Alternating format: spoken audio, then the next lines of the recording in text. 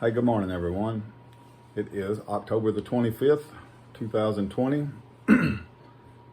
I just finished a run, a couple miles this morning. Felt great. I feel great. And it is a little after 7 this morning. I wanted to do this video on the track, but it is too dark outside. Even still, it's been 45 minutes since I finished my run and it's still dark outside. So I'm thinking daylight savings is coming. Maybe it'll fix that for me and I'll be able to do these videos outside again. So that being said, we'll jump into the hurricane update real quick. So as most of you know, you've been watching Hurricane Laura, Hurricane Delta, both hit our area, and it's been a long process of cleaning up, getting things back to somewhat normal. For some people, things will never be normal. I get that.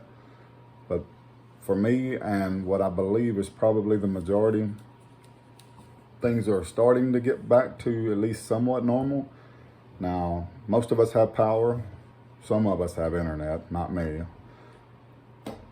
And debris cleanup has been in full force still. So debris cleanup means that there are these big giant trucks that pull up with these little cranes with grapples on them, and they pick up all this debris out of the ditches and everything. And they're great machines, and it's a great thing. We need that. What it also means, though, is that they're taking up at least half the road in most places, which means traffic has been ridiculous. So the traffic part is not back to normal yet, although with all the bridge work we had recently, it could seem like normal for now. But with that being said, all in all, things are starting to get back. We don't have to worry about whether we're going to be able to get gas or food.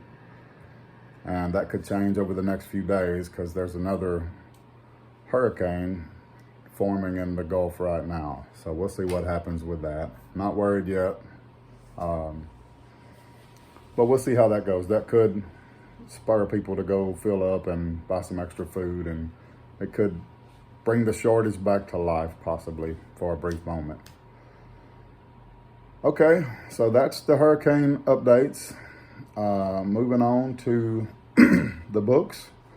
And the book update is pretty much, I've done very little. I mean, I've written a little bit, and I make sure that I write a little bit often. That way it doesn't get put on a back burner type deal and forgotten about.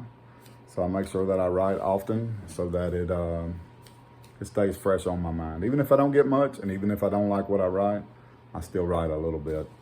I'll change it tomorrow if I need to. So that's the book update. Very slow right now. Business is not very slow right now. Business is fast. It's hard to keep up with. The challenges are materials, cash flow, and having the right people on board, the right team members. It's tough, but I will say that I believe we are starting to grow a little bit faster mentally, and our processes are starting to grow a little faster than the business is growing, which means we're going to catch up, which is a good thing, because there for a while it felt like we would never catch up. So good stuff. We're growing.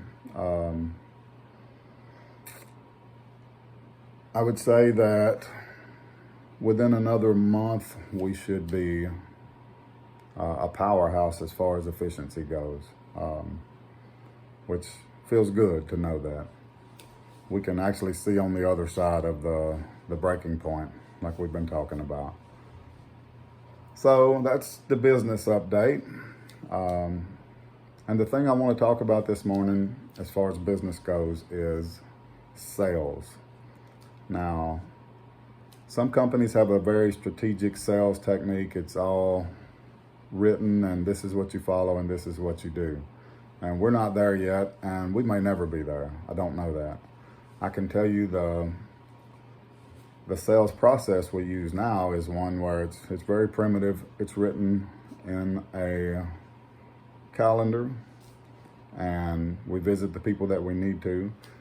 But I will say that I've effectively visited and estimated 15 projects a day. Now these are small projects, they're not big, but it still involves driving there, dealing with people, taking measurements, and doing everything you can to show them what kind of person you are. And that leads me to my point in this sales talk this morning, is whenever you deal with your customer, what do they see in you? That's probably the most important thing.